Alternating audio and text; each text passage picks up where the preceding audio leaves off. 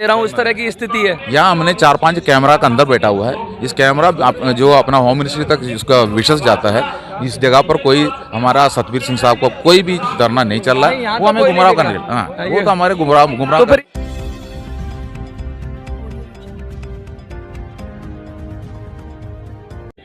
नमस्कार साथियों, मैं मनोज सुराजी स्वागत करता हूँ आपका मिनी संसद के मंच पे। आज जंतर मंतर पर जो पूर्व सैनिकों का धरना है उसमें नई बात देखने को मिली है। एक स्लेट लगा दी गई है, एक छोटा सा बोर्ड लगा दिया गया है और एक चौक से लिख दिया गया है 54वां दिन। क्या चक्कर है सर, ये क्यों लिखा? नहीं, आज हमारा 54 डेज हो चुका है। ये सबको पता है 54 डेज है, तो मैंने सोचा ये थोड़ा से सबको हमारा मंच पे आते टाइम पर जो आम पब्लिक भी जाता है और भी धरना यहाँ चल रहा है तो उनको भी पता चले हमारा 54 डेज है, जो कि हम सीनियर हो चुका है हम, क्योंकि बाकी एक एक दिन के लिए आ जाता है, रैली करके चले जाता है, तो हम सीनियर है, उनको पता चलने के लिए किया है। सर आप सीनियर हो लेकिन आप तो 54 दिन की बात कर रहे हो। यहाँ तो ऐसे ऐसे दावे किए जाते हैं कि हजारों दिन से बैठे हुए हैं लोग, दिखते तो नहीं है कहीं लेकिन बैठे हुए हैं। उस विषय पे क्या कहोगे? वो तो पूर्व सैनिक हैं, ऐसे सैनिक हैं जो कह रहे हैं हम 2000 दिन से, उससे भी ज़्यादा दिन से बैठे हुए हैं, वो कह रहे हैं। देखो सर, ऐसे है, इसके अंदर बैठने के लिए जो धरना स्थल यही है। इसके अंदर धरना करने के लिए यहाँ परमिशन लेना पड़ता है, पार्लियामेंट सिटी पुलिस स्टेशन से परमिशन लिया जाता है, तब बैठता है। हर रोज़ परमिशन लेना पड़ता है, जो रोज़ का परमिशन रोज़ क्लोज करना है, सुबह तैयार करना है, फिर शाम को क्लोज करके जाना है, ऐसे ही नियम बना कर रखा है। तो यहाँ ऐसे कोई एक्सर्विसमैन का और दूसरा धरना नहीं चल रहा है। आप शायद अपना जो हमारा जो इंडियन एक्सर्विसमैन लीग का जो 2015 से चल रहा था, वो इधर एक बोर्ड रखा हुआ है। ये कई लोग ने मेरे से भी पूछ रहा है, जो वहाँ हमारा सतबीर सिंह साहब का जो एक धरना चल रहा है, एक बोर्ड बदलने के लिए वहाँ 1-2 आदमी को बिठाया हुआ है, वो इसके अंदर नहीं है। जो मतलब ये जो हमारा आप कहना चाह रहे हो कि असली लड़ाई तो जंग के मैदान में होती है, धरना तो जंतर मंतर पर ही कहलाएगा। कोई घर में बैठ के भी काउंट कर रहा है तो उसे नहीं मानते आप? नहीं, वो तो बाहर की तरफ है, जो आपको मैंने दिखा देंगे उसका, वो बाहर की कभी कभी दिखता है, कभी नहीं दिखता है वो, लेकिन दिन उसका मीटर बराबर चलता है। देखो सर, ऐसे है, हमारे एक मजबूरी है, उसमें जो भी बैठा वो भी सैनिक है। हम ये नहीं बोल, वो हमारा ही वर्ग का सैनिक है। वहाँ कोई अपना सतबीर सिंह साहब या कोई अफसर आके नहीं बैठ रहा। कोई अफसर तो हमने यहाँ 54 डेज हो गया, कोई अफसर 54 डेज बैठ सकता है। वो अपना जो खुद ही पानी नहीं पी सकता है, वो खुद जूता का लाइस ही नहीं बांध सकता है, अपना पेन में इंक नहीं भर सकता है, वो तो 50 दिन तो कभी नहीं बैठ सकता।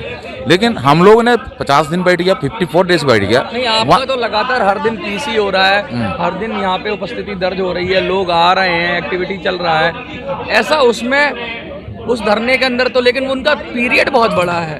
उनका पीरियड दिखा रहा है। देखो ऐसे पीरियड है तो 2015 से लगे हैं, 2800 दिन कुछ दिखा रहा है उनको बोर्डों में डेट डाल के।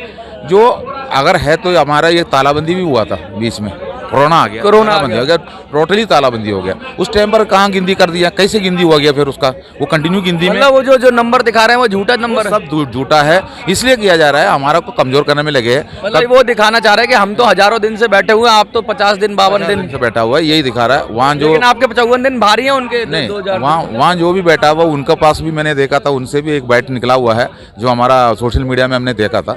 उसमें एक गार्ड बता रहा है हम लोगों ने 100 रुपये केवल दिया है, जो हमारा एक आई कार्ड बना के दिया है, केवल 100 रुपये हमने खर्च किया है। तो उनको ये नहीं पता चल रहा है 100 रुपये 97%। बैठना है तो अंदर क्यों नहीं, बाहर क्यों बैठते हैं? वो तो छुपा के बिठाया हुआ है हमारा अनशन को दूसरा गति दिखाने के लिए, कोई जाता भी नहीं उधर। हाँ, वो तो हमारा सतबीर सिंह साहब ने जो ट्विटर में किसी ने साउथ इंडिया से पूछा गया है, जो आप लोग जंतर मंतर में क्यों नहीं जाते हो, ऐसा कुछ पूछा तो सवाल का जवाब दिया। हमारा बंदा पहले से वहाँ बैठा हुआ है, जो मतलब ये एक दिखावटी है, वो जहाँ नाम के लिए बैठा रखा है, झूठ मूठ है। अगर मान लो अगर बैठा है तो उसका परमिशन कहाँ से लिया जाता है, जो कि जहाँ अनशन का जगह है वहाँ तो नहीं बैठता है। अनशन का जगह असली यही है, यहाँ हर जगह अपने मतलब कोई अपने घर में बैठ जाए और बोले मैं धरना दे रहा हूँ, इस तरह की स्थिति है। यहाँ हमने 4-5 कैमरा के अंदर बैठा हुआ है। इस कैमरा जो अपना होम मिनिस्ट्री तक इसका विशेष जाता है। इस जगह पर कोई हमारा सतबीर सिंह साहब का कोई भी धरना नहीं चल रहा है, वो हमें गुमराह करने, हाँ, वो तो हमारे गुमराह। ये है जंतर मंतर की धरना स्थल, देखिए ये है जंतर मंतर की धरना स्थल। ये देखो कांग्रेस का कोई जो आज धरना हो रहा है, ये हमारा आरोपी पूर्व सैनिकों का मंच बना हुआ है। ये देखो और किसी धरना का एक मंच बना हुआ है। ये देखो मनरेगा का मंच बना हुआ है। अब वो सामने खंबा के ऊपर देखो, मैं जूम कर दिया, इसमें कैमरा लगा है, और देखो यहाँ भी एक कैमरा लगा है। ये देखो वहाँ भी एक बड़ा कैमरा लगा कर रखा है। और देखो यहाँ भी पेड़ को ऊपर कैमरा लगे हैं। ये है जंतर मंतर का धरना स्थल। ये कैमरा व्यूज़ पूरा होम मिनिस्ट्री तक पहुंचता है और पुलिस थाना का अंदर भी इसका व्यूज़ सेटल किया हुआ है। ये है जंतर मंतर का धरना स्थल। इसके अंदर हमारा जनरल सतबीर सिंह का कोई एक्शन नहीं दिखा रहा है। अगर मान लो ये उस बैरिकेड को उस तरफ वो पेड़ वगैरह देख रहे हो आप, उसका बीच में कई इस बैरिकेड को उस तरफ कई हमारा जनरल सतबीर सिंह साहब को बोर्ड लगे हैं। वहाँ कोई भी परमिशन लेने की ज़रूरत नहीं है। उसका कोई धरना स्थल नहीं बोल सकता है। उसमें बोर्ड में बदलते रहता है, 2-3 बंदा हमारा बैठे रहता है। ये इसी के अंदर ये मैंने कैमरा व्यू दिखाया है। इसी के अंदर जो रहता है, इसके अंदर रहने के लिए रोज़ परमिशन लेना पड़ता है। रोज़ का परमिशन के साथ इसके अंदर बैठ सकता है। ये कैमरा व्यू के अंदर में होता है। यही ये असली जंतर मंतर का धरना स्थल। बाकी कई लोग हमसे पूछता है जंतर मंतर में जनरल सतबीर सिंह साहब का धरना कहाँ चल रहा है। जनरल वो बैरिकेड को उस तरफ वो पेड़ों के बीच में कई चुपके से बैठा हुआ है। ये हमें गुमराह करने के लिए है और कुछ नहीं इसमें। जय हिंद, वंदे मातरम। पर ये क्यों दावा किया जाता है कि हम भी बैठे हुए हैं? देखो दावा तो क्या, अभी 31 तारीख को उन्होंने एक लेटर लिखा था, जो कि उनको गोद में बैठा हुआ लोग ही तो हमारे पास आ रहा है। अभी हमारे पास तो 300 से ऊपर संगठन हमारे से हाथ मिलाया है। कई संगठन इधर भी आया था, कई संगठन इधर आके हाथ मिला के जो अपना अपना स्टेट में जाके वहाँ से जागरूक किया है। वो 3 तारीख को सबको दिखाई भी दिया और 9 तारीख को हमारा जो संगठन भी बना उसमें भी कई लोग आए थे, ये भी दिखाई दिया। ये कोई नया कोई पूर्व सैनिक नहीं है। हमारा देश में 28 लाख पूर्व सैनिक जो है वो जो पहले से ही किसी का संगठन में है, वही से निकल के आया हुआ है, जहाँ से निकल के आया हुआ है।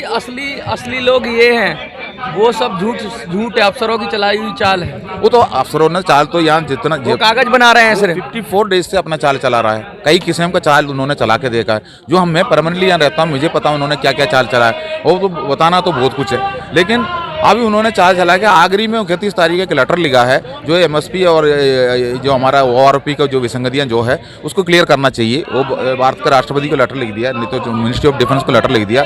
वो हमारा सोशल मीडिया में लाया, लेकिन हमने उसके अंदर और भी कई मांग किया हुआ, समानता का भी मांग किया हुआ है। उन्होंने उसके बारे में कुछ नहीं लिखा। वो सोचते हैं पैसा मिलेगा तो ये भाग जाएंगे। हम पैसा के लिए आंदोलन को चुराने की कोशिश हो रही है। बिल्कुल बिल्कुल, वो तो एक गलत प्रचार के लिए 3 आदमी को किसी जगह पर बिठाया हुआ है। हमारा एक मजबूरी होता है। मैं आपको ये भी क्लियर बताना चाह रहा हूँ, हमारी एक मजबूरी, हमारा रैंकों में मजबूरी क्या है। जो अफसरों का रैंकों में कोई मजबूरी नहीं होता, हमारा रैंकों में मजबूरी है। अगर 17 साल की उम्र में 90% बाहर आ जाता है तो उनको जो पेंशन जो भी मिला है उसमें जो 15 साल के लिए उसका पेंशन कंप्यूट भी होता है, तो पेंशन 25% हाथ में आता है। 50 की जगह पर 25 हाथ में आता है। वो 25 के बाद उन्होंने एक लोन भी लिया जाता है। मकान के लिए लोन ले लिया, जो हमारे नहीं तो और बच्चों को जो शादी के लिए लोन ले लिया, तो ये लोन भी चुकाना पड़ता है। तो नौकरी कुछ आया नहीं है, तो सिक्योरिटी गार्ड में नौकरी करना पड़ता है। और सिक्योरिटी गार्ड में नौकरी करना तो उसका मालिक तो अफसर है, उसका प्रोपरेटर अफसर होता है, क्योंकि वही मालिक चलाता है। अब वहाँ से कंटिन्यूटी होना है तो उन्होंने तुम यहाँ बैठ जाओ, ये झंडा लेके यहाँ बैठ जाओ, तुम्हें तनख्वाह मैं दे दूंगा। और तुमसे अगर मीडिया आके पूछता तो ये बता देना तुम कंटिन्यू बैठा हुआ है, 4 साल से बैठा हुआ बता देना, 2015 से बैठा हुआ बता देना। तो 100 रुपये ही लिया है मेरे से एक आई कार्ड बनाने के लिए बोल रहा है, लेकिन वो 100 रुपये का आई कार्ड तो 28% जो 98% हमारे जवानों ने जो 100 रुपये दिया हुआ है। तो बाकी अफसर जो उनके एक चाल, मतलब मेहनत जवान करे, पैसा इकट्ठा जवान करे और मजे अफसर मारे, ये बिल्कुल बिल्कुल वही हो रहा है। इसके अंदर का जो विशेष है जो मैं आपको देना चाह रहा हूँ, आप उसको दिखाइए।